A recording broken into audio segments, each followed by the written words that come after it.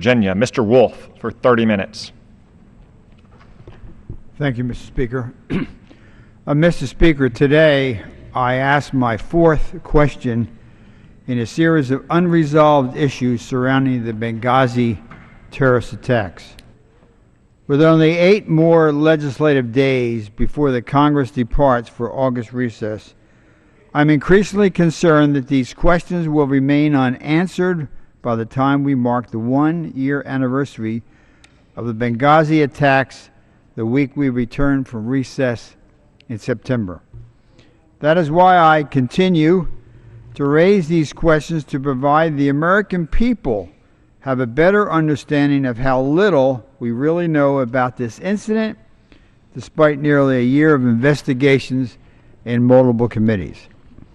Unless these questions are answered by the committees, or rather by a select committee focused on Benghazi, as I have advocated for more than 8 months, the American people will never learn the complete truth. Today I am pleased to share one piece of good news before I raise the fourth critical unanswered question. At my request today, the House State and Foreign Operations Appropriations Subcommittee reported out a bill which prohibits funding from the Millennium Challenge Corporation, the MCC, from going to the country of Tunisia. Last year, Tunisia detained the first suspect in the Benghazi terrorist attacks, Ali Harzi, after he was deported from Turkey in the weeks following the attack. Tunisia, despite being a beneficiary of more than $300 million of U.S. foreign aid by the American people, refused to allow the FBI access to this subject for nearly 5 weeks. It was only after congressional threats to cut off the aid that the government of Tunisia reconsidered its position.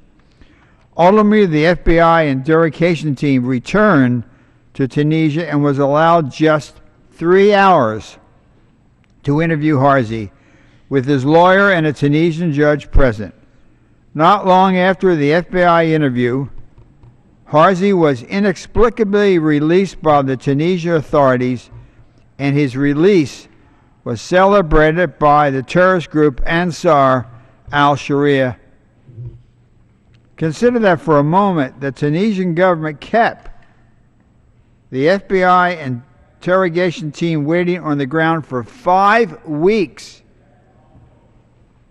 before they ultimately left the country. Only under the threat from certain members of the U.S. Congress did Tunisia relent and allow the FBI team to return to interview the suspect for a mere 3 hours. Then, when the terrorist is released, there's a celebration. That's shameful. We lost 4 Americans in the attack on Benghazi, and a number were wounded, and 2 were wounded very seriously. Because of Tunisia's obstruction of the FBI investigation, the House has taken the first step today to send a signal to Tunisia and other countries harboring the terrorists responsible for the death of 4 Americans in Benghazi. This is an important and overdue step. Overdue because the Obama administration could have long ago suspended or terminated its payments to Tunisia or other countries that failed to cooperate with the FBI in this investigation. This brings me to today's questions. The fourth in a series of critical, unanswered questions. Why has the Obama administration not taken any steps to apply pressure to countries that have refused to allow the FBI access to terrorists responsible for the Benghazi attack? After nearly a year of investigation, has the FBI had access to any other suspects in any other country other than their brief interview with Harzi?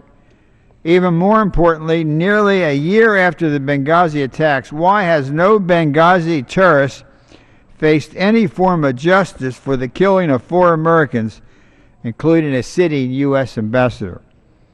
Reports indicate that upwards of 100 terrorists may have attacked the consulate and annex.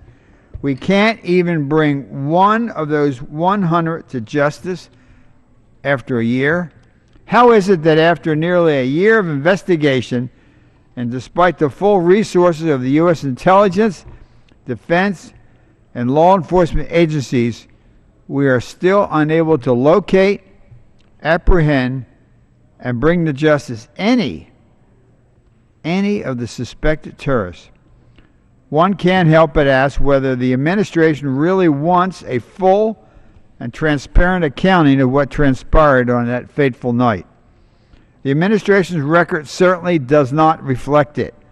The American people may wonder if the government really wants progress made in this investigation for fear that it will no longer be able to hide behind the FBI investigation as its excuse not to comment on what happened in Benghazi. Consider that in May, the Associated Press reported, and I quote from the Associated Press, "The U.S. has identified 5 men who might be responsible for the attack on the diplomatic mission in Benghazi, Libya last year, and has enough evidence to justify seizing them by military force as suspected terrorists," officials say. But there isn't enough proof to try them in a U.S. civilian court, as the Obama administration prefers. The men remain at large while the FBI gathers evidence. End of quote. If this report is accurate, it represents a stunning abdication of responsibility on the part of this administration to allow known Benghazi terrorists to continue to walk free because the president refuses to use military force to capture or eliminate them.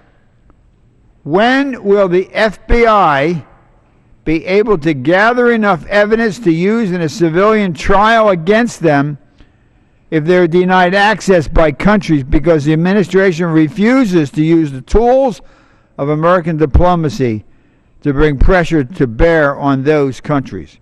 Additionally, there is a larger question of whether it is even appropriate, if enough evidence is gathered, to bring the terrorists to the U.S. for civilian trial.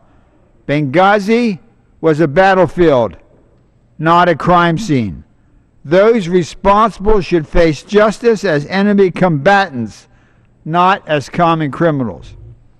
As we mark the 1-year anniversary of the Benghazi attacks, how can any of us really say to the families of the victims or the wounded survivors, and we should know who the survivors are because they are heroes, that the U.S. has done everything it can to locate, capture, and hold accountable those responsible? I want to credit Representative Kay Granger, the chair of the Appropriations Subcommittee, that blocked additional funding for Tunisia. I hope this Congress will similarly hold accountable the other countries that obstruct the FBI's efforts to arrest or interview other suspects. It is increasingly clear the Obama administration will not.